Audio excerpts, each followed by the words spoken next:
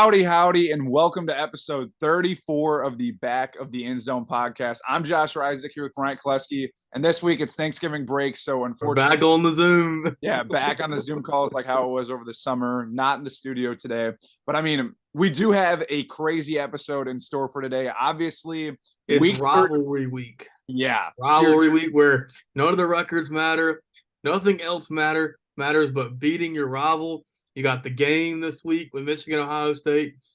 Then you got the Iron Bowl, Alabama, Auburn. Auburn suffered a devastating loss last week, but they could erase it all if they were to beat Alabama at Jordan-Hare this weekend. So you never know. That's going to be a crazy game too. Same with the Civil War though too between Oregon. That's not the politically correct term for that. Yeah. Okay, but still, that's going to be a crazy game because potentially, if Oregon State wins, Oregon could be knocked out of the Pac-12 champ game. Yeah. Which there's crazy implications with that. The Egg Bowl in store too. Some crazy things with FSU, Florida, obviously. Texas Tech.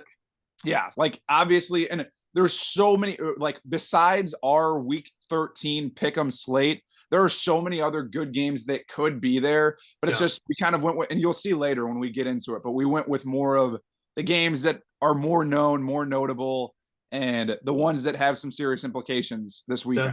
Definitely. And it's going to be great to kind of break down these games, break down what rivalry week means to a lot of people, especially here within the state of Alabama. When you have the Iron Bowl, I mean, it is pure hate when it comes to these two teams. I'm sure it's the same thing between the states of Ohio and Michigan. So, I mean, it's going to be fun. And we're also going to dive into some playoff scenarios. Got a couple more weeks till the playoffs will be decided. Still a lot of football left to be played. And so. But some really crazy. I mean, and it gets every year it gets like this where everyone's trying to throw out these crazy hypothetical scenarios of things that could possibly happen. I mean, we're going to get into that, but it's going to be crazy. But let's get right into segment 1, baby.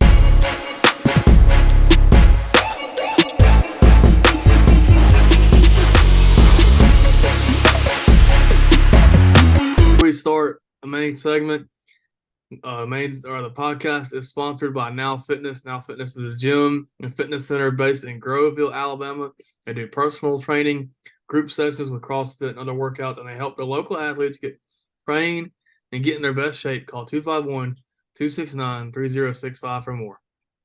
And then another one of our sponsors, too, that we can't think enough is 251 Pool Works. Family owned and operated, 251 Pool Works offers pool cleaning, maintenance, and repair. They serve the greater Mobile, Baldwin County, and Pensacola areas. And if you're needing any monthly pool cleaning service and or repair, give them a call at 251-978-7736 for the Pool Works. Can't thank both of our sponsors enough. Black Friday is coming up. Hit them up. I mean, literally, and I mean, obviously in Alabama, it's getting colder, and we continue to talk. Getting colder, it might be the time to, close up your pool, but still you can get it clean, get it ready for, when the spring comes around. I mean, so get the hot tub ready now. Time to get the hot tub ready. That's right. The hot tubs, even though I don't own one, I'd love to own one, but it is what it is. I can make my own, I guess, like I would or something. I don't know. But anyway, yeah, I got an inflatable hot tub in the backyard, so come on over. 14 hours real quick. I could just come on up to where you are, yeah.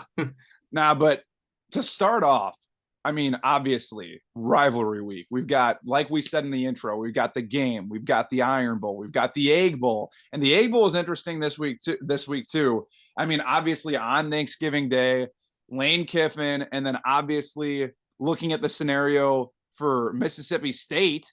I mean, we'll get into it later, but Greg Knox replacing Zach Arnett. I mean, Greg Knox got a win last week against Southern Miss. And I mean, a very interesting game too. And I don't want to get too into pick'em segment. I know this isn't a huge rivalry. I mean, to me, it's not as big of a huge rivalry as like the game, but the Egg Bowl is still huge. And for Lane Kiffin. Yeah. And the Egg Bowl, you want to talk about pure hate, man. Those two teams, like you talk about the Iron Bowl and the game between Michigan and Ohio State. As far as hatred and rivalry goes, that game is up there with it. Like those two teams despise each other. There's always a brawl. Every single year. I was about to say, you always see fights. You always see cheap hits. Like all the chaos breaks loose, and it's so entertaining to watch it as a fan, especially on the night. Elijah Moore go down after scoring a touchdown, lift his leg like he's peeing like a dog. Yeah, remember that famous picture? And hey, Ole Miss would have never gotten Lane Kiffin if it weren't for that, which is crazy. It's crazy to think about. And I mean, that's just one of the games that's obviously not as big as the Iron Bowl or the game, but it's like this game has big implications, especially for Lane Kiffin this year, thinking could get a 10th win. You're searching to get into top 10 in the college football playoff. And it has New Year's Six implications as well. And really, like, this is a game that Ole Miss should win. This is a game that because Mississippi State is in question right now with firing of Zach Arnett, where they're going to go in the future. But Mississippi State is being doubted. This is a rivalry game. And so you can kind of get that sense that while Ole Miss should win this game, and there have been instances in the past where Ole Miss should have won the game, and Mississippi State upset them. So this is really a huge, I don't want to say like a huge test for Ole Miss, but just kind of a huge test for Lane Kiffin as can he get his team ready for a game that they really shouldn't lose. Yeah, seriously. And I mean, another game, I mean, this game's even bigger, obviously. The game, obviously, I'm into this a lot. I mean, going back to 1897, going back to the hate between Ohio and Michigan for the Battle of the Toledo border, the Toledo War. I don't even know if you know about this, Bryant, but that's kind of what fueled the hate between Ohio and Michigan is they had a war between people from Ohio and Michigan fighting for the city of Toledo, and Ohio ended up getting it. And when the game started in 1897, there was still some hatred between that. And then obviously you go back to like the Woody Hayes, Bo Schembechler days, Bo Schembechler. I can't even say his name right, but it doesn't matter because I hate him anyway. But this game this year is huge, especially for Ryan Day's part, because you think he's 1-2 against Michigan. He's lost the last two. That first game, he had Urban Meyer's recruits, which people can say whatever they want to say about that. And with the current team that he has, none of these guys have beat Michigan before because Michigan also bailed on the game in 2020. So there's guys like Marvin Harrison, Kyle McCord, Emeka Egbuka, like other guys on the team that have never beat Michigan. And it's like you got, Kyle McCord, JJ McCarthy has played in this game before. He's played in this game 2 times now. Kyle McCord is going into his first ever game against Michigan, and it's in the big house. It's in Ann Arbor. That place is going to be rocking, especially with no Jim Harbaugh. This game will ultimately, and I think this is the first time in history where these two teams have met undefeated in back-to-back seasons. It is 3 straight seasons where they're both in the top 5, and it has playoff implications. This is everything you want in a rivalry game. You want the stakes to be high. Even as an Alabama fan, I wish there were times where I wish Auburn was good. I wish there were more times where the Iron Bowl came down to the SEC, like the SEC West came down to the Iron Bowl, or it had huge playoff implications. But I mean, in the future, though, it could happen. We're saying, like, going back to Ohio State, this is the situation where this is the last year of divisions. And the SEC too. If for the SEC too, you could have a rematch of the Iron Bowl or of the game in back-to-back weeks. Yeah, exactly, which is just insane. And I wonder what you do in that scenario. Like, I wonder, okay, if you're Ohio State, Michigan next year, and you're the top 2 teams in the Big Ten, and both teams have already clinched the Big Ten title game. Yeah, and you're playing in the game, and then you play the week after again. What is your thinking? Like, do you? I don't know. You're gonna play each other the next week. What do you do? I don't know. I feel like there'd be a ton of trick plays. I don't know why, but just like in preparation, because you know what I'm saying. You're playing back-to-back weeks. Obviously, you're gonna be prepared to play the same team back-to-back weeks. You think this is a game where even for the Iron Bowl, all of these rivalry games, especially the game, this is a game that the team prepares for since 365 days ago. All year, they have been waiting for this game. Every single player is right. And we'll see what happens. And obviously both these teams are have top 5 defenses. This is one of the first times they've met where both defenses have been as good as they are. Yeah. And dude, I think it's going to be a low scoring game, and I'll get more into that in my pick-ems. But this game to me comes down to the line of scrimmage, which team, because And I don't know if anybody might agree with me on this, but I think these teams are a lot alike, and the fact that they both want to run the ball, both have questionable quarterback play, especially Michigan in the last couple of weeks. JJ McCarthy has not looked his best. JJ McCarthy has completed 12 passes in his last 6 quarters. It's also because they've been running the ball a lot. So, but against Maryland, he looked kind of questionable. He did look very questionable. But both teams are playing outstanding defense. I think I saw something somewhere where Michigan has only allowed 99 points on the season. Ohio State's only allowed 102. Yep, and it's because Ohio State allowed a late field goal to Minnesota last week. So they would have both been averaging the same amount of points. These teams are a lot alike, and so it could be an interesting game on how they play one another, how they feel each other out to begin with.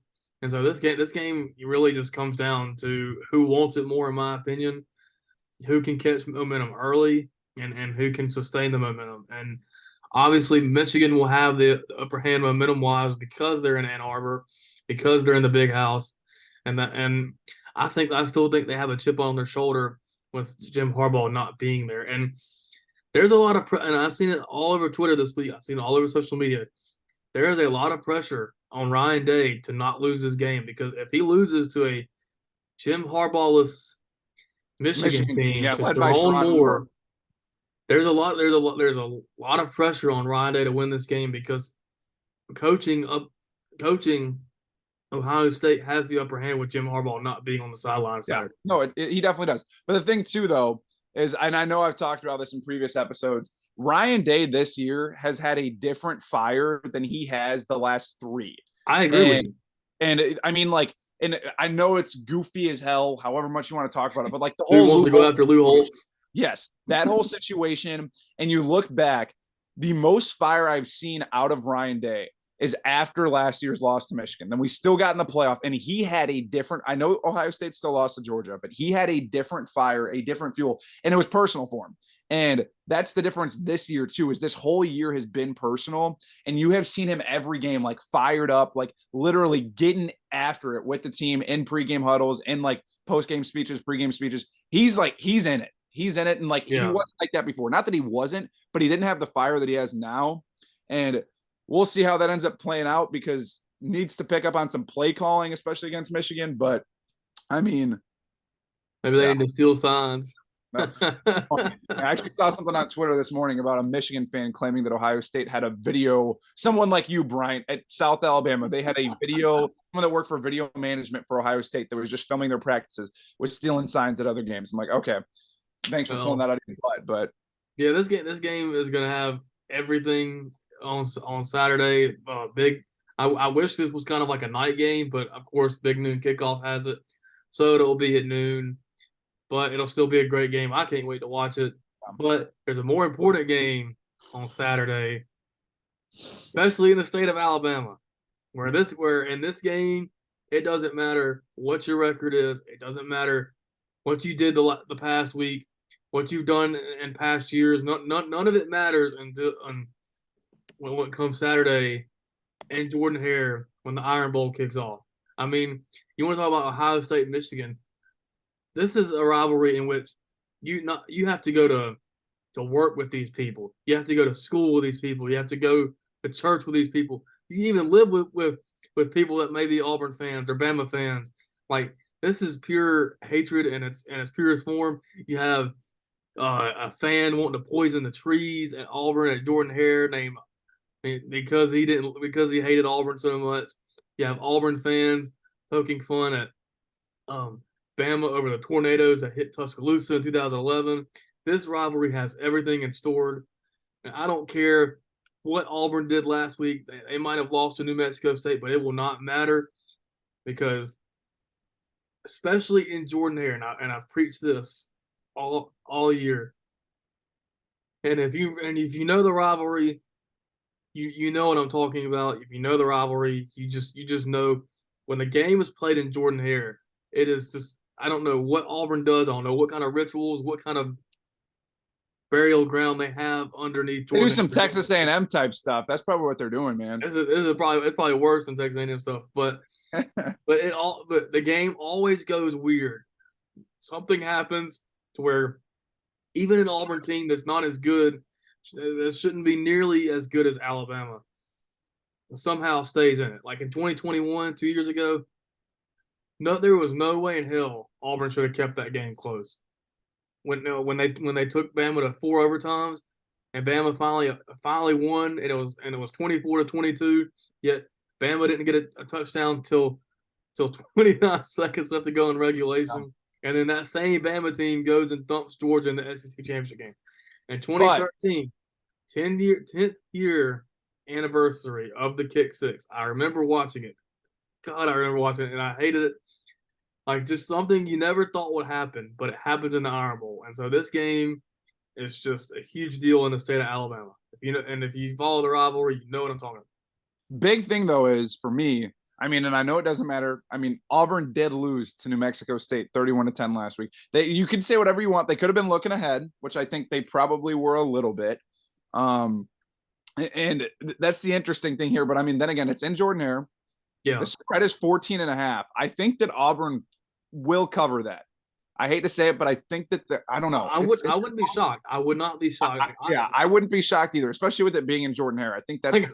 I've been nervous ever since Auburn lost to New Mexico State because whatever reason, it would just be the most Iron Bowl thing ever if Auburn would have lost to New Mexico State, but then somehow beat Alabama Saturday. And like I said, this rivalry, anything can happen. And in Saban's tenure, this is the team he's lost the most to. Like, this is the team that has given him the most trouble, especially, like I said, when the game is in Auburn. In Saban's tenure, they've only beaten Bama at Tuscaloosa once, and that was the Cam Newton year. But, like I said, this game it's always got a different feel to it. It's always got a little weirdness, little voodoo in the air. It definitely does, but I just don't know about Peyton Thorne, man. I think that's another thing too, and I know one thing is Auburn's gonna have to have all hands on deck. Auburn's gonna have to. It's gonna take everyone. It's gonna take, an incredible effort from Auburn, but they can do it. It's like we said, it's a rivalry game. They can do it. They got to force. They got to stop the run game for Alabama. They got to be able to force turnovers. They got to be able to confuse. Now, I will give Auburn credit. They always have an incredible – well, they always have I don't want to say incredible, but they always have a very good defense. Their secondary is very good. They were able to hang with Georgia. They played Georgia closer than anybody else has all year. Yeah, and Jordan-Hare. Yeah. And so that right there has them enough to believe, has their fans, gives their fans enough hope to believe in this game on Saturday. The environment is going to be crazy. I will be there. I've only been to one other Iron Bowl. That was in 2018. I'm going to experience the Iron Bowl in Jordan-Hare for the first time ever. I'm excited to see it. I'm excited to see the atmosphere. I'm hoping Bama can handle business, but like I said, it just feels different. It doesn't. This year, too, more than ever, especially with how the rankings are looking, everyone has been talking about it. This is the year where we wish we had the 12-team playoff. Yes. Because there are so many things that could go wrong, that are potentially going to go wrong, where there's so many teams that are still deserving enough to be in the top 4 making the playoff. And just for me, one of the interesting scenarios, obviously being an Ohio State fan, it's intriguing. Obviously, yes, I think we're going to beat Michigan. I hope we beat Michigan. I hope we go into Ann Arbor and literally stomp them. See, this time next year, I've said it multiple times throughout the course of since we've started this podcast and since we've learned about the 12-team playoff, that this time next year, even though Michigan and Ohio State are undefeated, and it is for whoever goes to the Big Ten title game, and there are no divisions depending on what happens around them in the Big Ten, but this game will not matter as much next year. The Big Ten championship won't matter as much for these two teams next year, because if they're both undefeated going into this game, more than likely they're rematching in the Big Ten championship, and more than likely they're both getting it anyways. So Same thing with Alabama and Georgia. If Alabama were to handle business, if we had a 12-team playoff this year and Alabama were to handle business against Auburn, and even still lose to Georgia. Alabama's still in. It'd still Alabama be and Georgia are still both in. exactly. And I mean, this year, though, it's even more interesting because you got to think, and Jake Crane also talked about it on Crane and Company this week. I saw it on a little clip. But the interesting thing is, to me, Florida State. Obviously, Florida State dropped to 5. Washington's at 4 now. Washington jumped up. Yeah, you've got Tate Roadmaker stepping in. The big thing with that is, say Florida State handles business against Florida, and they still maybe win the ACC and beat Louisville, but say Washington wins out, say Georgia wins out. And so say you've got an undefeated Florida State without, it's just, I don't know, it's interesting. Or say Florida State loses in the ACC championship game. It's an interesting situation. You give them the leeway and still put them in over, say, like, because say Georgia's in, Georgia's undefeated, you've got Ohio State, and say you've got an undefeated Washington. Does Florida State get that spot after losing to Louisville, or do you give it to if they lose to Louisville? Texas? If they lose at any point, whether it's to Florida or to Louisville, I think they're out. They'd have to go undefeated, and I think they'd have to get some style points. But I don't see where there's a scenario if they go undefeated that they're left out. I still think they get in because they went undefeated. They won their.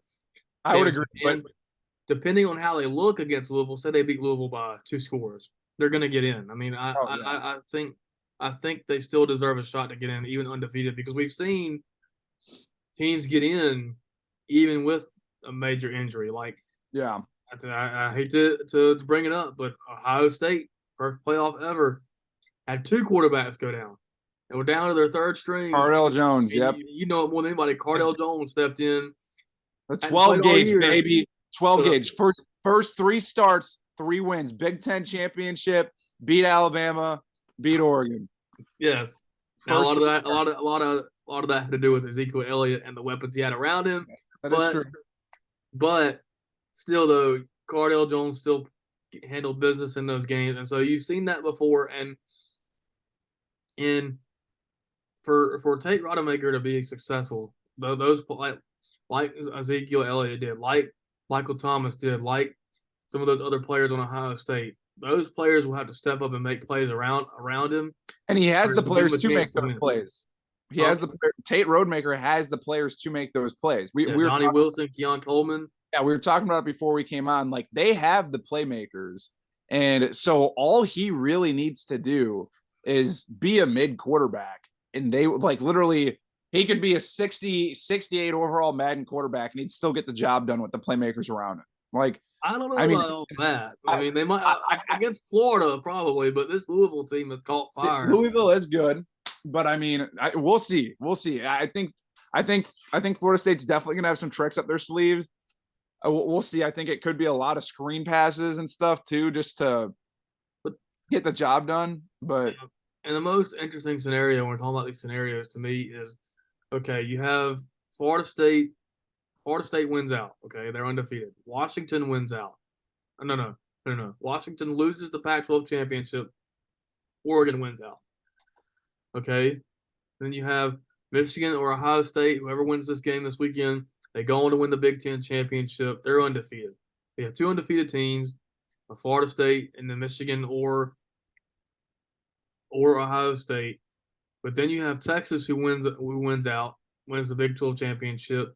Oregon who wins out, wins the Pac-12 championship, and Bama who upsets Georgia and wins the SEC championship. This is the one that's been talked about. This is the chaos scenario for the committee because now you have to choose between 4 teams essentially. Michigan or Ohio State, whoever wins that game and wins the Big Ten championship, they're in, okay? And now you got the other 3, okay? Most would think Florida State would get in, but there's been some debate on whether or not the Travis Hunter injury – not Travis Hunter. Jordan Travis. Jordan Travis. I don't know why I thought Travis Hunter all of a sudden. He was supposed to go to Florida State. But anyway, the Jordan Travis injury would hinder them that much that it would prevent them from getting in the playoff, even with being undefeated, because they've struggled in games even with Jordan Travis. I don't know if you remember, but North Alabama was up in that game when Jordan Travis went down. They're up 14-0. Yeah. I don't know how that happened, but then Rodemaker came in and I pray for Jordan Travis. I hope he's all right. I think his career at Florida State is done. I hate to see it in that way, but anyway. But then you have to decide between Oregon, Texas, and Alabama. Texas is probably the one that gets in as a lock because Texas does have the win at Bama. They do have the Big 12 championship, and they do have a couple other ranked wins as well. Obviously, the loss to Oklahoma, but we've seen people still getting even with one loss like that. It would come down to Alabama and Oregon, and Kirk Herbstreit said last night that eye test matters and that he would give the edge to Oregon. But Oregon hasn't beaten any ranked teams. Their only ranked win against Utah. They're not ranked anymore. Bama still has ranked wins against Tennessee. Now, whether or not Tennessee should be ranked or not, that's your opinion. But they're still ranked win. Bama has a ranked win against LSU and Ole Miss, who are in the top 15.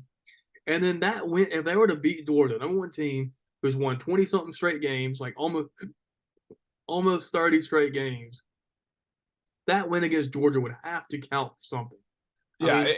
I would agree. Even if Oregon obviously wins this weekend against Oregon State, that is another ranked win. But, I mean, to the extent, though, too, you got to think Oregon has not been playing their best football lately. They have no ranked wins. Exactly. Now they've been blowing teams out like they should. They blew out Arizona State last weekend like they should have. They took care of business against Utah, but they didn't beat Washington. Now if they beat Washington in the Pac-12 championship, they would have avenged their only loss. But still, I just don't. And resume has to matter. Strength of schedule has to matter. Strength of record has to matter. And Bama has all of those checked. What doesn't check the boxes? I'm sorry. What doesn't check the boxes when it comes to Bama versus Oregon is Oregon has looked great the whole year. There's no doubt about that. And Bama has not. They struggled against Texas, lost. Struggled at South Florida, barely came out to win. But I don't know. It's just that win against Georgia, the number one team in the country, would just have to count for something, in my opinion. Yeah, I would agree with that. And I mean, going back to Oregon too, is I think right now, if they were to play Washington in the Pac-12 championship, I think they win. I think Washington, their last 5 games has, like, last week they won by 10, but before that they lost by within 1 score last week they won by 2. Or not last week. Yeah, last week they won by 2 over Oregon State. My bad. I'm thinking Oregon State. But Washington, though, has been in really close games. Out of you look at their last 5 matchups, teams that they should be blowing out. It was after that Oregon win, too. After they beat Oregon at home, after Oregon missed that go-ahead field goal to send it to overtime, Washington has not looked anywhere near the way they looked against Oregon since then. Everyone's like, oh my gosh. Like, lately they haven't looked like a top 4 team in the country. And you can say what you want. I mean, last week, yes, they let Oregon State hang in. Yes, Oregon State's a good team, but I think Oregon could potentially blow out Oregon State this weekend. And I don't know. I mean, it's a rivalry game. It's a rivalry game. So, I mean, we'll see. We'll see. And I'm not giving away my pick because I honestly don't know quite yet, but it's going to be interesting. There's going to be lots of chaos. But like right now, like for what I think, like if Bama beats Georgia, Bama would have the best win out of the entire top 10, out of the entire top 4. So, like I said, that win against Georgia would have to count for something. That's just my opinion on it. I mean, if it comes down to just Bama and Texas, Washington goes undefeated, they're in. Michigan or Ohio State goes undefeated, they're in, and then Florida State goes undefeated. I'm still assuming Florida State gets in. If it comes down to Bama and Texas, Texas gets. Yeah, that's the nightmare scenario for Bama. It has to come down to Bama and Oregon. Unless Texas drops another game, which they could. They could. But Big 12 has been, and they've had some really close games lately too. So I wouldn't put it past them. But for Bama, it has to come down between Bama and Oregon, not Bama and Texas. It has to come down to Bama and Oregon. Yeah. So we'll see. I mean, it's going to be lots of chaos, but I say and next year we won't be debating this. We'll be debating seeds. Exactly. And that'll be even more chaotic. I mean, there'll still be a debate about the like 9 through 12 or like, who gets home field advantage and stuff like that. But like there won't be a debate about like the top 8. You know what I mean? Yeah. No, I agree. But screw this. Let's get into our pick'em segment and actually get a little bit more in depth on some of our picks. Yeah, that's right. Let's get into it, man.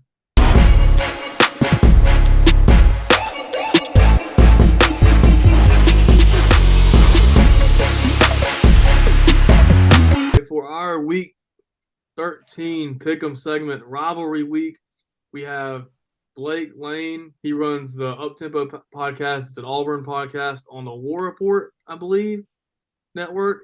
They do a phenomenal job. Even though I'm not an Auburn fan, I still listen to it because they do such a good job.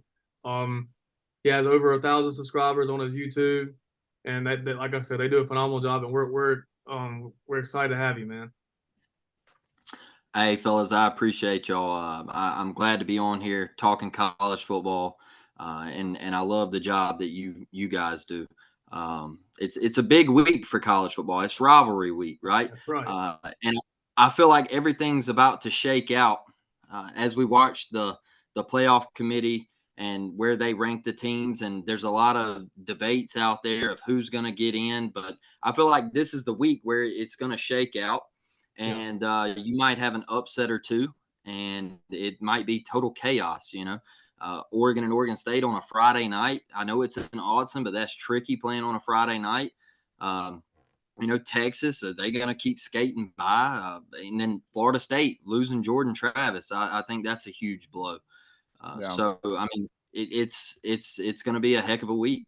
And as a Bama fan, I'm hoping chaos happens. I'm hoping the biggest thorn in Alabama's side is Texas, and that's just the one that I need to lose. I'm sorry, Texas. Hey, you're saying you hope chaos happens. 10-year anniversary of the kick six. So you don't want chaos to go your way, though, Bryant. So yeah, I know.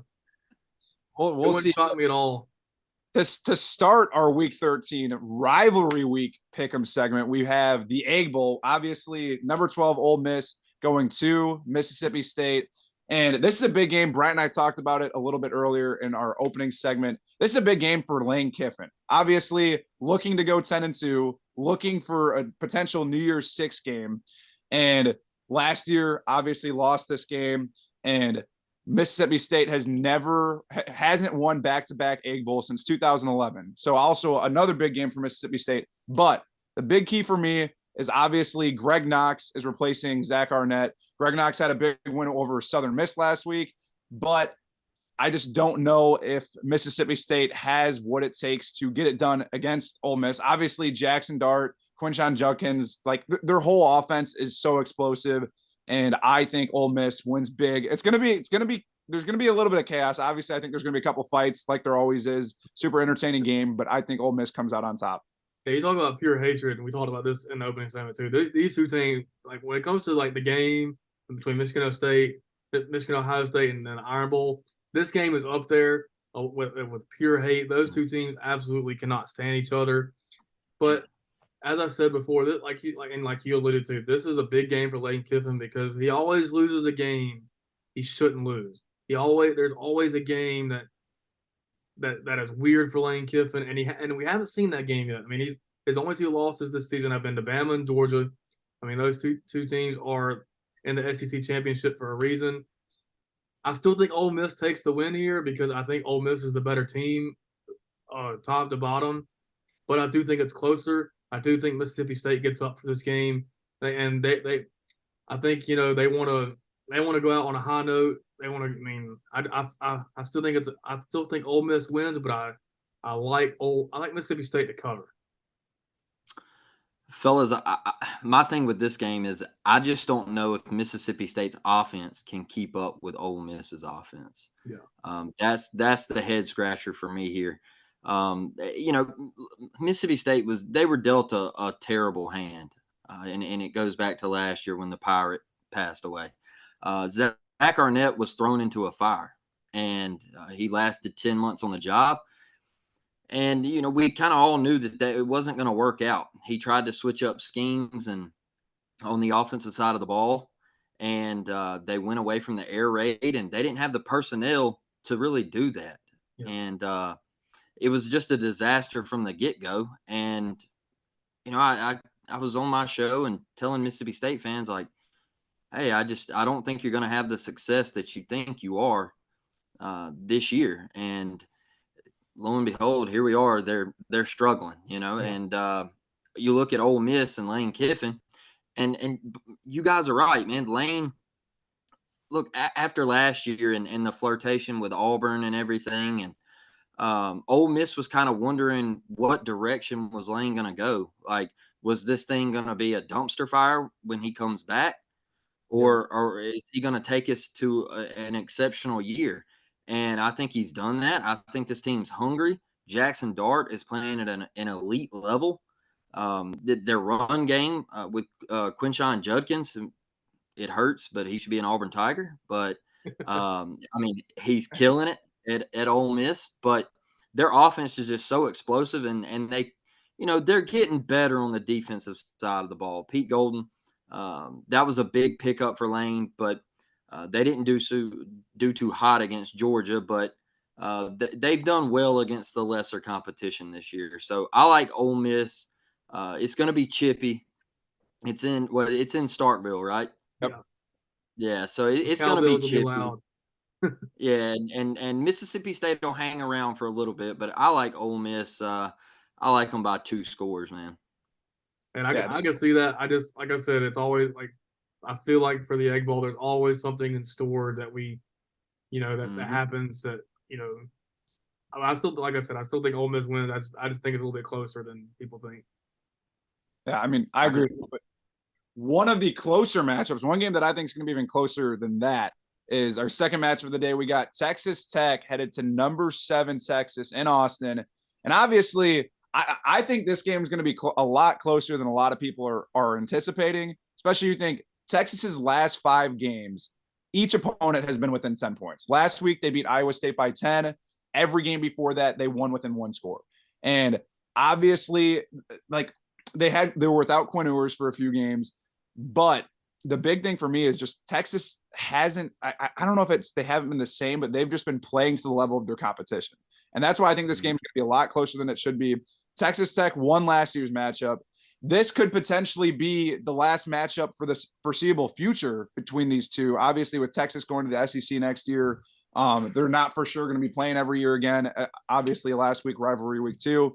So that's the huge thing too. But either way, Texas has Quinn Ewers. They have Xavier Worthy, and they have Jonathan Brooks, who's a huge X factor on the ground. And yes, Texas Tech, I do think they're going to hang in there. They've hung in with other teams too, like Oregon at the very beginning of the year. But I think Texas comes out on top by, I say, maybe a touchdown in overtime. But okay, so as a Bama fan, like I said in the beginning, I need Texas to lose. So at some point, whether it's this week or next week, I need Texas to lose. Bama needs Texas to lose, but I just don't see it this week. I mean, Texas Tech has not been the team that I think a lot of people thought they were going to be this season. There's a little bit of hype surrounding them in the Big 12. It's kind of been a letdown. I think it's close as well. I don't know if Texas Tech has what it takes to beat Texas on the road. If it was at Texas Tech, I'd probably lean Texas Tech just a little bit more. But I mean, I can't let my Alabama bias, you know, sway this pick. I got to go with the Longhorns. I think the only way that Texas gets in trouble here is if Quinn turns the ball over multiple times. Yeah. And that's been a problem. It's been a problem of his. You know, you can go back to last year, and he tries to fit it into some windows when he shouldn't. So if Quinn can play like he did on the road at Alabama, not turn the ball over, and Texas create a couple turnovers, you know, I think it's just too much of a tall task for Texas A&M to go on the road here. And Texas has a lot to play for here. Sark has a lot to play for. What would the Texas fan base feel? How would they feel if Texas lost this game?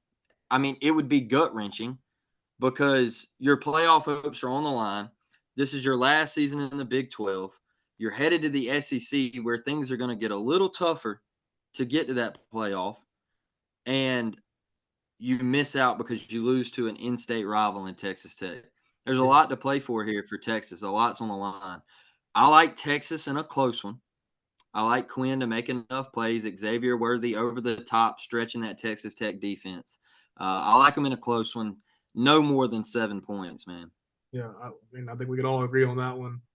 Yeah, no, most And definitely. we still don't even know who's going to be in the Big 12 championship to face them next week. I mean, the other side of the Big 12 it's all. I mean, right now I think it's trending to be West Virginia, or Oklahoma State. But I mean, we don't even know. We won't even know till after Saturday. So yeah, seriously. But talking about another game where a lot is on the line, headed out west, you've got number 16 Oregon State headed to number 6 Oregon. Obviously, the Civil War. It's a Friday night game. Dan Lanning obviously looking to keep playoff hopes alive. And I mean, this is a game where there's lots of implications because say Oregon loses this game and Arizona wins, Arizona gets into the Pac-12 championship against Washington, which is kind of mind-boggling to me because I don't think Arizona deserves that spot either way, but that's just how it works. But this is a game that I think is going to come down to the run game. Obviously, in Oregon, they have Bucky Irving and Jordan James who have been getting it done on the ground. And then you look at Oregon State, who also has been getting it done on the ground between Deshaun Fenwick and Damian Martinez. And for this game, for me, the big thing is DJU. And DJU has been just above 50% passing against top 25 opponents this year. He's been very mid. Obviously, last week threw 2 picks against Washington, crucial picks. They lost by 2. And that's kind of where it comes down to it for me. Like you look at DJU's 2 leading receivers are both 5'8". And you look at Oregon's secondary, and Oregon's secondary is dominant. And I think that Oregon, I think it's going to be close. Obviously, it's rivalry week. Most of these games are going to be close. I think Oregon State's going to come out swinging. But I say second half, Oregon starts to pull away. And I think their defense is going to – because I don't think that DJU is going to be able to get it done. And come the ground game, I think – they'll be all right, but I think Oregon State wins this one by maybe 21 plus. To me, not Oregon, my bad. Yeah. To me, this game comes down to 2 things for Oregon State. Can DJU make enough plays in the pass game? He couldn't against Washington's defense last week. So I don't know if he can against Oregon's defense, who's in my opinion much better than Washington's defense. And can Oregon State's defense limit that offense for Oregon? I mean, they got some dogs. I used to not like Bo Nix because of his days at Auburn, but like I've said before on the podcast, I've said before, I have loved the way he has matured from his days at Auburn to now at Oregon. I love the way he's matured and become, the player that he is and like the just the all type of like leader that he is at Oregon. His first game at Oregon was against Georgia. That is what it is. Tough situation there. I think he played Georgia a lot closer this time around if they were to play again. But I really like Bo Nix's story here. I just don't again. This is another situation where Bama needs one of these teams to lose, but I just don't see it this weekend. I don't. If Oregon State can't beat Washington at home in the rainy weather and conditions that was last week, I don't trust them to go on the road and beat Oregon in a night game in the Civil War, even though it is a rivalry game. I like Oregon by maybe 2 scores here. I don't see Oregon State being able to keep up with Oregon. I'm in the same boat, fellas. I took a trip out to Oregon 2 weeks ago, and I visited Autzen Stadium. And it's like you said, it's a night game at Autzen. That place is loud. To only seat 60,000 people, it's loud. And that atmosphere, I just asking DJU to go on the road, and I know I sound like a broken record, but asking him to go on the road where he hasn't played very well this year, it's too much in my opinion. And they call that a Civil War, right? They call it the Civil War rivalry up there. I can tell you this: I went to the state, all right, 2 weeks ago. I didn't see a soul of Oregon State. All right, not a soul. Maybe you're just in the wrong part of the state. hey, look. So the campuses, they're not far apart from each other. They might sit I think it's like 45 minutes away from each other. All right. man, they don't even have an exit on the interstate. They don't even have a sign on the interstate saying Oregon State University this way. All right. Like nothing. Like it's everything is Oregon. All right. Autzen Stadium this way. All right. Like it's nothing is Oregon State. They only care about the Ducks. And obviously I'm on the Bo Nix train. I want to see Bo Nix succeed. I'm diehard orange and blue, but I pull for Bo, and I want to see him win the Heisman Trophy. And I feel like there's a lot for Oregon to play for. As a There's quarterback at lot LSU, though, give him a run for his money. There is, but there's a lot to play for Oregon. There's a playoff chance. There's a chance that if you win this game, you go on next week to redeem your loss against Washington. And I feel like if you can win these next two games, I feel like Bo Nix wins the Heisman Trophy, and I feel like they get into the college football playoff. So I feel like Dan Lanning, as your head coach, is going to have you prepared, man. When I was up there around the campus and the stadium, I had some guys that I've met through the podcasting world that were telling me some stuff that Dan Lanning has done there since Mario Cristobal left. And I don't know if there is a more locked in coach in the country on that side of the country. Yeah. Out there in the Pac-12, obviously you got the Kirbys, the Ryan Days, the Harbaughs, and the Sabins and all that. But for him to go from down south out west and just completely do the things that he's done with that program, the social media team, he's changed the indoor practice facility. They're bringing in a new practice facility. I just think he's a heck of a coach, man. And I think this Oregon team is locked in and they're focused. And I just don't trust DJU. I think Oregon gets them, man, by I think it's 17-21. I think this thing gets out of hand. Maybe. And hey, watch out for Dan Lanning when Saban retires. That's been the name that's been thrown out around there. I said that in the airport and caught some heat, man. Like they were not happy. I'm just saying. I mean, it's a possibility, but yeah, that's going to be an electric game in Autzen Stadium. I can't wait to watch it. Yeah, and I mean, staying in that Western region, just a state over, another in-state rivalry matchup. You got Washington State headed to number 4 Washington. Washington obviously already locked in Pac-12 championship game, and big game for Washington State. But either way, Cam Ward had really he shined at the beginning of the year, and I mean he's still been really solid for Washington State. Last week he did pretty well against Colorado. I mean everybody does good against Colorado. Let's just do that. But I mean, unless you're TCU. Yeah, I mean he did pretty well last week. He's continued to shine and whatnot. But I mean, this Washington offense, that's just where it comes down to it for me. Washington's at home. They've got Michael Penix, obviously a Heisman contender too. And they're top 10 in almost every offensive category, in scoring offense and rushing offense and passing offense. And that's where it comes down to me, is that they're home. Obviously, I don't think they're looking ahead to the Pac-12 championship game quite yet. Obviously, they got to get it done this weekend. But I do think that they take out Washington State, and I do think that they handle business and win by a couple of scores, because I don't know. I don't think this Washington State was good at the beginning of the year, but then after that Oregon State loss and a couple other things, they have not been the same. And I think Washington definitely takes care of business.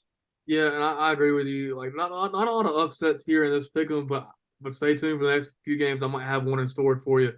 But I think Washington is just too good. Now Washington State did thump Colorado. I mean, I think that was an impressive win within itself, because they went on the road to Folsom Field and they thumped them the way they did. I just don't know if same thing with Oregon State. I just don't know if Washington State has enough to go on the road to. I've seen Washington's field not during a game, but when I went to Seattle back in the summer. I mean, it's a beautiful stadium they have up there in Seattle, and I don't see Washington State getting it done on the road. I would love to see that happen. I'd love to see an upset happen, but I don't see it. I don't see it either. Washington State's defense is terrible. They can't tackle. They can't cover. They can't stop the run. They're bad. They're bad. Offense could give UW problems. All right. Cam Ward, an absolute stud. They got playmakers. They could give UW a problem. But their defense, I just don't know if they can hold up. And you've got to play them. You got to play UW at home. That's tough. So I know they had the big win over Colorado the other night.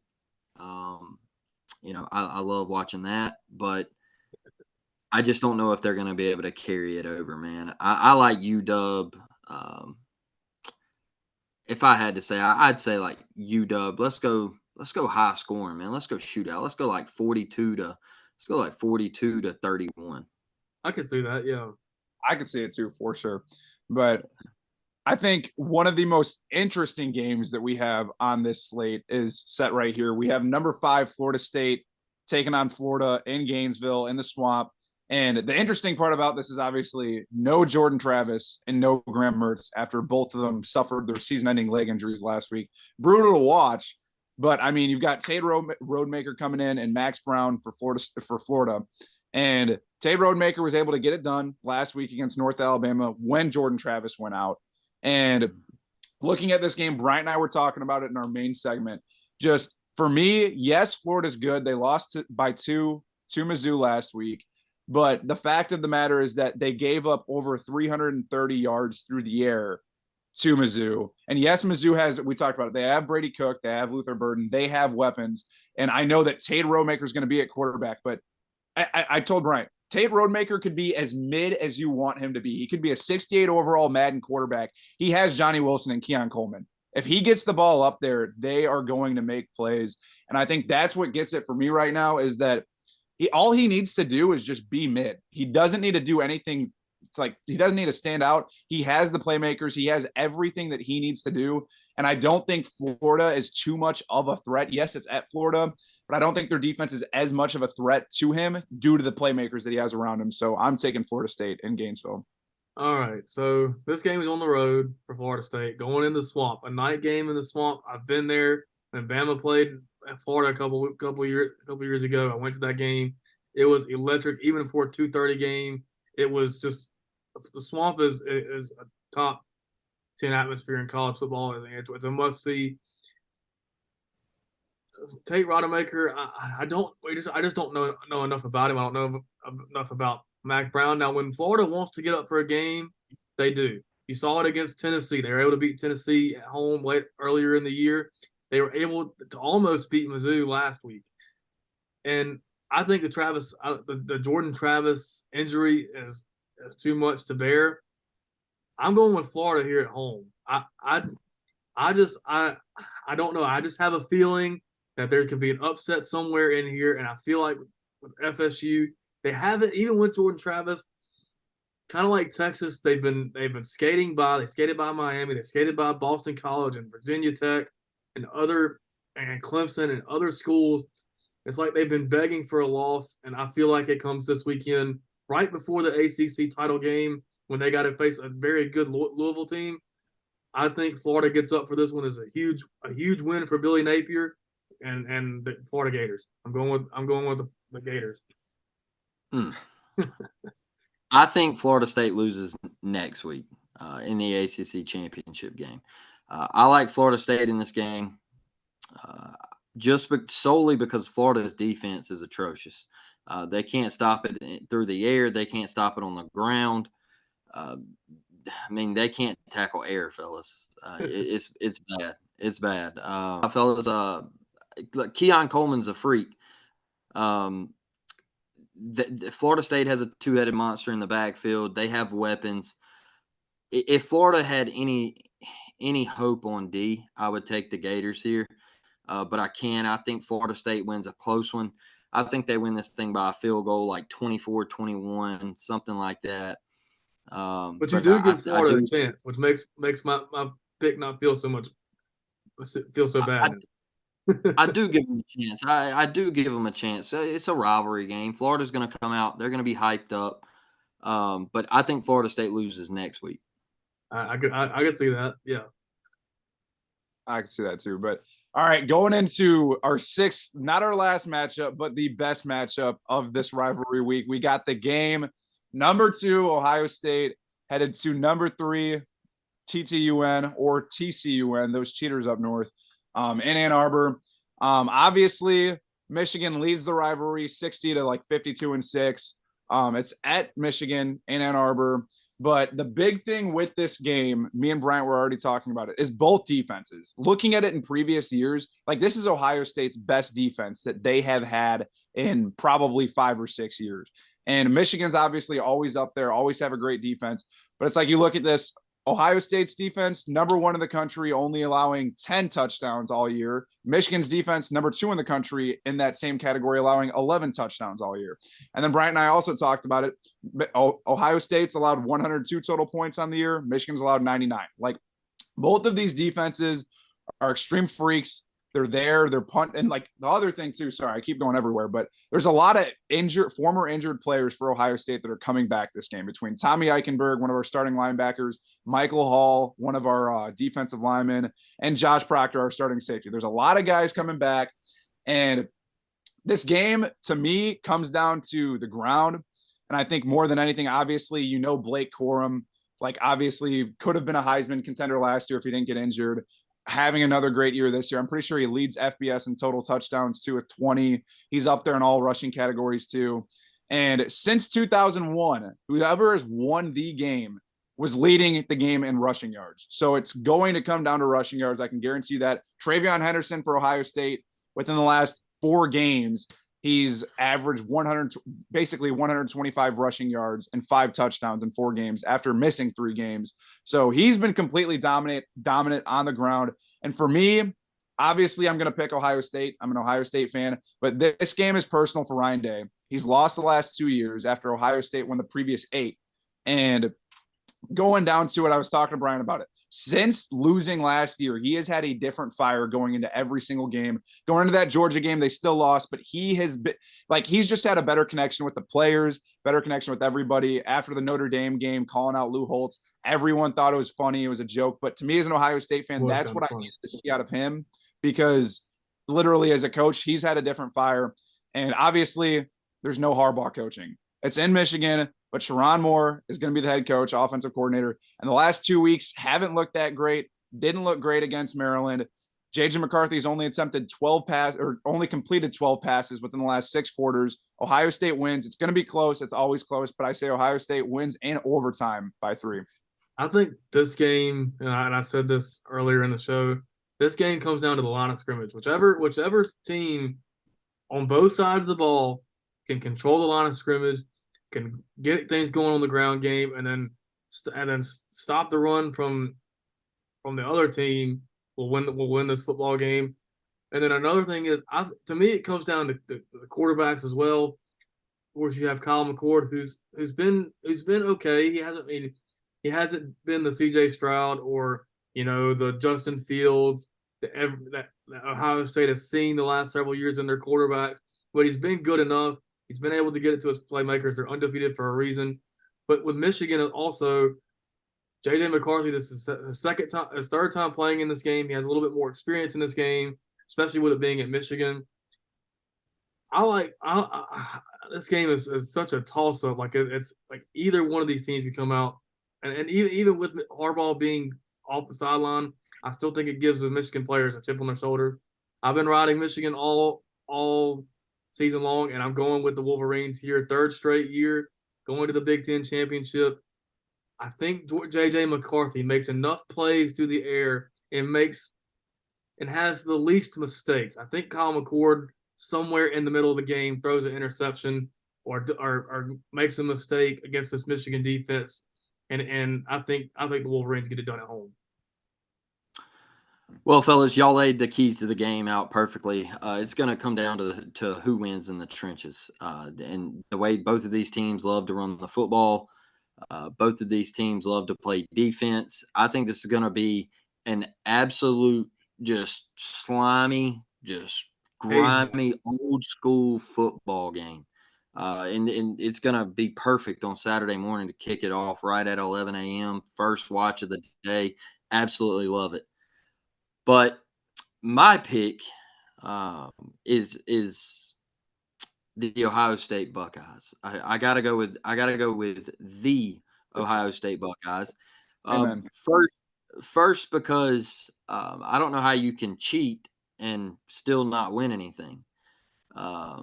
Jim Harbaugh isn't on the sidelines. Um, I think that's going to play a bigger role than what a lot of people are looking into this thing, man. Like not having him there, I think that is crucial. And so I like everything about Ryan Day and what he done this year and him just pepping his team up, man, because I feel like Ohio State kind of fell. I feel like they kind of fell on dull moments sometimes when they would lose and they're just like, man, we've never been here before. The juice just kind of felt like it was out of their cells, right? And this year he's brought a different attitude. This year, like him calling out Lou Holtz, I absolutely loved it. I thought it was awesome. And I know a lot of people disagree, but he was doing one thing. He was getting his team hyped up. He was getting his team ready to go on the stretch run, face Michigan in the big house. And I think Kyle McCord's gotten better over the weeks. If you would have asked me this question 8 weeks ago, yeah, I'm taking Michigan. But you ask me right now, and I mean, Marvin Harrison Jr. is still suiting up for the Buckeyes. Yeah, that's right. He's And best receiver in the country for a reason. yeah, he's different, man. He's different. And I just think Ohio State goes on the road. They win one late. I think they score like 5-6 minutes left in the fourth, and JJ McCarthy tries to answer. And one thing that's really carried Ohio State this year, their defense. I think that they come up big, they make a big play, and Ohio State will go to the Big Ten championship and then move into the college football playoffs. I'm hoping so. We'll Hey, see. One of these teams got to face that gauntlet of Iowa next week. They got Man. Hey, you're not wrong. You're not wrong. No, I'm just, at least the defense. They got to face the Iowa defense now. yeah, defense. Yeah, it'll be interesting. But I mean, now going into the final matchup of the week, obviously one that both of y'all are super hyped about, the Iron Bowl with number 8 Alabama headed to Jordan-Hare. We already talked about it, 10-year anniversary of the Kick Six. Brian always talks Drinking about game for how much they mentioned that on the broadcast. They're going to mention it quite a bit. I think we all know that, but very interesting game this year because obviously last week, I'm sorry, Blake, but Auburn getting upset by New Mexico State, not what you want to see at all. I think maybe looking a little bit ahead, not too sure, but I mean, going down to it, blowing it down, Hugh Freeze is 2-3 against Saban, going back to Ole Miss too. And I mean, this game's going to be iffy. I think it's going to be close. I definitely think Auburn covers. The spread's like 14.5. I definitely think they cover, especially with it in Jordan-Hare.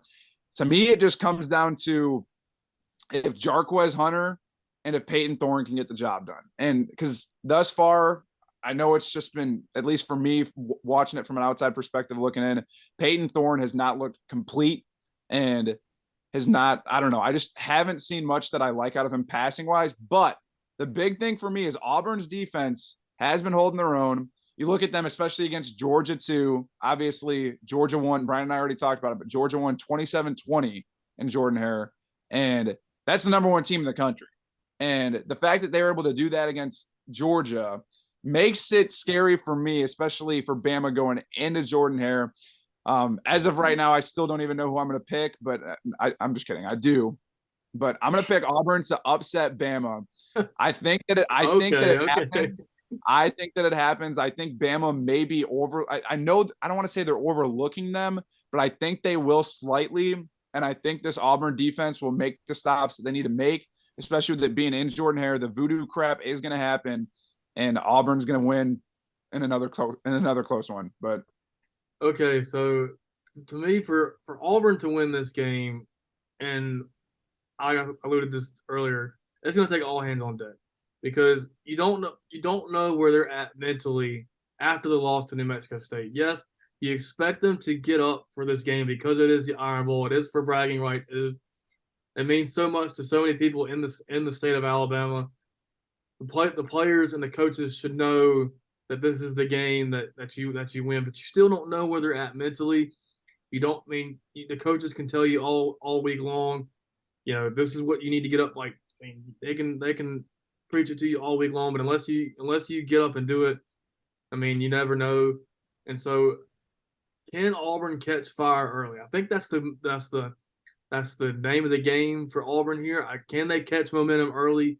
Can they get a few stops to begin the game and keep it close early in the game to give themselves a chance offensively? I do think they will be able to, but Alabama has been a second half team all year. Even against when Alabama lost to Texas, they still tried to come back a little bit in the second half, still couldn't do it. But this is a huge game. Like I said, record does not matter in this game. What you've done the last week does not matter. What you've done all year doesn't matter. And this game is a lot. Like, this game is just it's gonna be gritty. It's gonna be nasty. I think both teams are gonna come out to play. And there's a lot on the line for this game, especially going for the future of these two programs. A lot of people think that the Bama dynasty is dying. A lot of people think Auburn's on the come up with Hugh Freeze, and I certainly think so too. Hugh Freeze is a great coach, no matter what you think of him as a person. And a lot of it goes into recruiting as well, especially for a certain wide receiver that's in Saraland, Alabama. That's going to be there. A lot riding on the line for this game. I just think the talent for Alabama eventually takes over. I think Tommy Rees, somewhere in the second half, will start getting in his bag. Can Auburn limit Jalen Milroe from escaping? I don't know. They definitely have the defensive personnel to do it, but can they get enough done on offense? I just don't think so. I'm going with the Tide here. Close, maybe like a 10-point win, 7-point win. But I'm going with Alabama to win the fourth straight Iron Bowl. Yeah, fellas. I think Auburn covers, and I love the Auburn Tigers. But I'm also a realist when it comes to college football, and what happened last week, it kind of like took the wind out of this game, in my opinion. It's still the Iron Bowl. Don't get me wrong. It's still the Iron Bowl. It's still, in my opinion, the greatest rivalry in college football. I agree with you. It's different, and you like you said, you can throw all the records out. You can throw whatever you want. You can just throw it all to the side. 2 years ago, Auburn was absolute garbage, and they took the Heisman Trophy winner and a team that played in the national championship to 4 overtimes in Jordan-Hare. So that's where it's at, And I just think this Auburn team. I preached on my show that they were focused. They had bought into what Hugh Freeze had preached, and they let me down last week. They let the fan base down. That would have gotten them to 7 wins in the first year of Hugh Freeze. And, you lose a close one to Georgia. You lose a close one to Ole Miss. Like, I think there was a lot of positivity floating around the town of Auburn. And last week, you let New Mexico State come in and dominate you. They dominated you in every phase of the game, especially at the line of scrimmage. And then I look at this game and I see Jalen Milroe, who's just continuing to get better and better and better each week. And we couldn't even stop the Pavea guy from New Mexico State last week. He ran around like Johnny Manziel for 4 quarters. So if that happens, we couldn't stop Jaden Daniels. He ran around like Johnny for 4 quarters. And I'm just, I hear Hugh say, should we spy Milroe? Like, how are we going to mix up coverages and schemes and everything? And I'm sitting here saying, well, if you couldn't stop those 2 dudes, how are you going to stop him? Because I don't know if we have anybody that can spy him. I don't know if we have anybody fast enough to stay with Milroe because he's a freak athlete. And then if he doesn't go around you, he might go through you. He might lower his shoulder and run over you. He's just a physical freak of nature. I also think Alabama's wide receivers can just get open. They can create separation. Our DB struggled last week. We struggled to move the football on offense. Peyton Thorne, he's played better since he solidified the QB1 or whatever Auburn was trying to do at the beginning of the year. I mean, that was a disaster, man. But our offensive line just let him down last week. And, like you said, I don't know how Auburn gets back up off the floor from this. And you got Alabama, the greatest dynasty in college football history, walking into your house. You better get up quick is all I can tell you. I do think Auburn covers just because it's the Iron Bowl. It's usually always really close, and it's always a heck of a game. But I think early fourth quarter, Alabama starts slowly pulling away. They get a score. Milroe makes a big play, and Alabama wins this thing. I say I've been wanting to go with 31-21 all week. That's kind of where I've been leaning. Like I said earlier in the week, like 35-21 or like 28-17, something within that 30 to 20 range. Yep. So. Yeah, I would agree with that for sure. But before we close it out, I just got to say, anybody watching or listening, you better drop down in the comments below what is the better rivalry between the game or the Iron Bowl, because obviously I'm going with the game. We'll put it in the poll down below. Bryant and I have argued about this so much. I guess no stats matter at this point because it's all biased. But I mean, we got to get some other opinions in here too. I just think it's regional because you're from the north, and so you've grown up around the game. We're from the south. We're from the state of Alabama. This is all we've known is the Iron Bowl. And there are people out west who tell you maybe something else is the greatest rivalry in sports. I mean, because you still got Red Sox, Yankees, and a lot of people say Army, Navy. Yeah, I love that. People, I saw that all over Twitter this week as people arguing about stuff, and so many people were saying Army, Navy. And I mean, say what you will. I mean, that game's always good too. So, and I'll be in Jordan Hare for the Iron Bowl, or are you going, Blake? Or I am not. I'm saving my money. Well, I bought my ticket weeks ago, even before I thought Auburn could lose to New Mexico State. But I am excited for the atmosphere. I mean, I've said this multiple times. Even though I'm a Bama fan, I've always liked Auburn's campus. They have a beautiful campus. They have a great atmosphere. It's going to be electric Saturday, and I'm ready to experience that for myself. I've been to one other Iron Bowl, and it was in 2018. When Auburn, it was the year after Tua won the national championship as a freshman. It was his first year as the starter. It was in Tuscaloosa, and it was a great atmosphere. This will be my second Iron Bowl. I can't wait. Love that. Yeah. It'll be exciting, but we can't thank you enough, Blake, for coming on and joining us for our Pick'em segment. Hopefully, you go 7-0 and you're perfect, and we don't need a tiebreaker for our Pick'em segment. We'll see. Fingers crossed, and then you can win a gift card and go check out Blake's channel, the Uptempo Podcast on the War Report Network. We'll have it in the description below. Go check out his channel, especially if you're an Auburn fan and you might not have heard about his channel, his show. That not only do they cover Auburn football, but they do basketball, baseball. I think softball too, or is it just football, basketball, and baseball? We talk a little softball. We try to talk a little gymnastics. We try to get all kind of guests on, man. But if you're an Auburn fan, or even maybe if you're not an Auburn fan, you're an SEC fan, and you want to listen to more stuff about Auburn, just go check out his channel. They do an exceptional job. And so again, Blake, we can't thank you enough for being on. Hey, I appreciate you both, and love the show, man. Y'all keep grinding, keep working, keep talking about college football, and I appreciate you for having me. Thank you. We appreciate you too.